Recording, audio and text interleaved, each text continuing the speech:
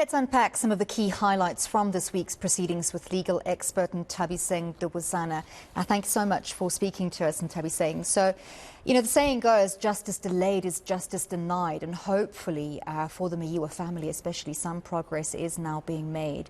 Could you summarize for us, your impression of the court action so far in this first week of the new trial?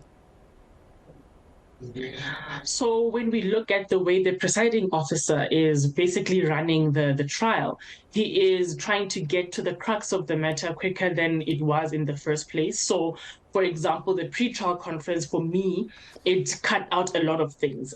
In the first trial, if we remember, in comparison, there really wasn't a lot of pre-trial things that were dealt with by the parties. In other words, the state and the defense attorneys, because if you recall, in the middle of examination in chief, or rather the state's case, while Advocate Defo was busy cross-examining, then the issue of the second docket came up, and all other sorts of applications came as a result of all of that, which showed that there wasn't a full disclosure of the docket to the defense attorneys, and then a lot of things were not cut out. So in this particular trial, the fresh trial that we're dealing with, the pre-trial actually got rid of a lot of things. There were 220 admissions that were made, which has cut a lot of the things that are going to be talked about. So right now we're dealing with identity, we're dealing with the act itself, we're dealing with the unlawfulness of the crimes that each of the accused persons are facing. So that, for me, was the major thing, because other things we're not going to deal with. We're going to deal with forensic, we're not going to deal with what's the cause of death.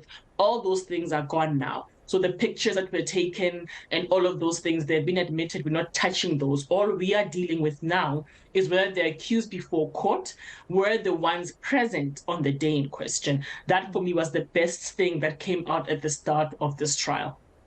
I think the first trial could very well be categorized by drama. South Africans watched every day as if it was a soapy and not the trial after, someone has been murdered. There were so many things happening, so much drama in the courtroom, so many delays. Have there been any major upsets or surprises in this past week, or are things very much by the book?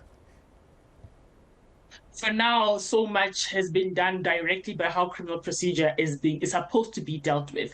And from the little bit that I got in the beginning, when we were dealing with financial instructions, I understand that the counsel that is before the court has been instructed by legal aid, which means they're under judice.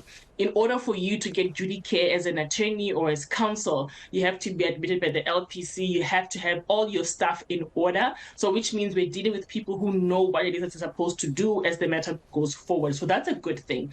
And then when the witness, when cross-examination was supposed to start, the presiding officer was very strict on her to say, and basically mentioning what he did in a previous matter in order to ensure that the matter goes forward. For me, that sounded like a warning, saying, if you do this going forward, I will ensure that you are tested myself and ensure that you are healthy enough to proceed with this matter. I think going forward, I hope we're not going to deal with issues of people complaining to be ill as a result of avoiding cross-examination or even examination in chief. And today, for example, we heard how the presiding officer was trying to get to what the exact dispute from the counsels are, the ones who've at least cross-examined thus far. So he wanted to understand that, all right, your people say they were not present on the day in question, right? That's okay. So now my question to you as the defense counsel is, are you disputing if there were intruders in the premises of the Kumalos or not? If that's the case, then what's the point of us going through how many shots were fired, how many people were present, what kind of gun was being used? If your accused or your instructions are, I was not there, then there is no need for us to delve in these other areas. Just stick to the fact that your guy wasn't identified by the witness, which we can confirm from today, that she said she can't identify anybody. She suspects somebody, but she can't identify anyone. So as a result, let's just stick to that. Let's forget all the other things and deal with that crux of the matter. So it seems that Judge Ratha Mokgoatlheng is not brooking any delays, not from witnesses and not from counsel themselves either. Correct, correct. And it's a good thing because sometimes we tend to get lost in, as counsels, as defense attorneys, we tend to get lost in the contradictions between the viva voce evidence and the statement. But we forget what our defense is, what our instruction is pertaining to the defense.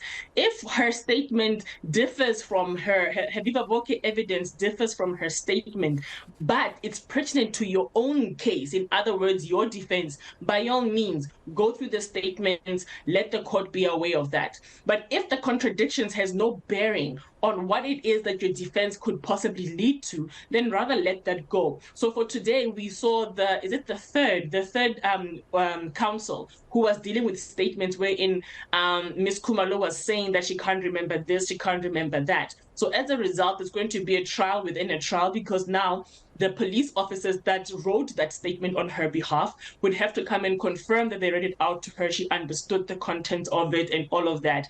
And then once that is confirmed and the court is satisfied, then he can use those statements to do whatever it is that he was intending to do under cross-examination. And if after all of that, it doesn't deal with his own defense, it would have been a waste of time. I think that's what the presiding officer is trying to avoid. With so much time lapsed and so much mud in the water confusing the issues, how sure is the state of their case that these are indeed the right people sitting in the dock? The main issue that I'm seeing so far is that they can't stick on identification. So the one witness so far that is testifying can't point anybody out in the dock. In fact, her words were, I suspect somebody, but I don't want to point out somebody's child by just suspecting. So if one witness is already murky, we wonder if going forward, all the witnesses will be in a position to confirm the identity of the two perpetrators that entered the house, particularly the one that had the gun. And when we hear the statement of witnesses who are yet to counter what has been said, that there was a fight between Longwe and the witness, and the other one saying that there was other, there's a lot of contradictions about what the witnesses are going to come and say and what this one has already said. For example, she talked about people walking in with masks, but she could remember what they looked like. And when she was asked what kind of mask they were putting on, she talked about COVID masks, which was not making sense. So there's a lot of issues that they need to cover when cross-examination is done and they now have to do a re-exam. I don't know how they're going to counter all of that, and we hope that their witnesses that are going to come after this one will be able to boost up the state's case. But for now, it's looking kind of murky for them to going forward. Well, thank you so much for that insight into this first week of this new Senzo Meyiwa murder trial. That was legal expert Nthabiseng Dubazana.